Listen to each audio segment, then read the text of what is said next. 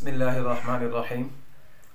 मुआशरे के अंदर आजकल हर दूसरे फ़र्द को अगर पूछा जाता है तो तकरीबन क़र्ज़ के बोझ तले दबा हुआ होता है, जिसकी अदायगी उसके लिए बड़ी मुश्किल बन जाती है।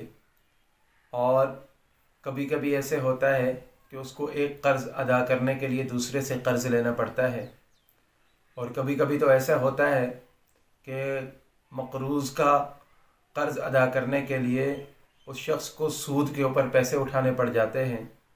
फिर ये पूरी ज़िंदगी या सूद उतारता रहता है या क़र्ज़ उतारता रहता है, जिसकी वजह से उसको काफ़ी मुश्किल का सामना करना पड़ता है। तो अहादीस तय्यबा के अंदर एक दुआ वारिद हुई है, जो शख्स उसका मामूल बना लेता है अल्लाह तबारक व तआला उसको क़र्ज़ से निजात अता फ़रमा देते हैं, और इसके साथ साथ उसके माल के अंदर भी बरकतें अता फ़रमा देते हैं और उसके दिल को भी सुकून अता फ़रमा देते हैं। ये दुआ आप हज़रात में से अक्सर हज़रात को आती होगी, शायद इसका मकसद पता नहीं होगा। दुआ बहुत ही आसान है।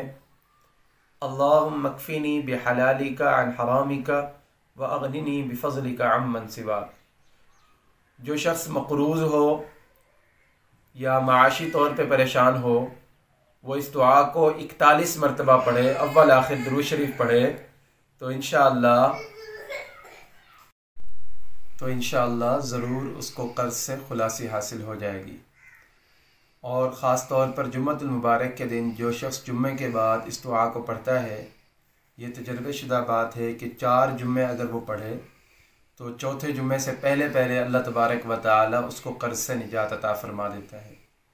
तो हमें चाहिए कि हम मसनून आमाल की तरफ आएँ, ना ये कि अगर हमें कोई मुश्किल पेश आ रही है तो हम गैर शरई उमूर या गैर शरई आमाल की तरफ जाएँ।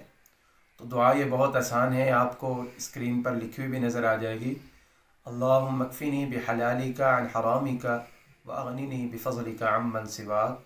और मैं हर वजीफ़े के शुरू में बताता हूँ हमेशा कि जब भी कोई वजीफ़ा करना हो तो उसके अव्वल आखिर दुरूद शरीफ रखें।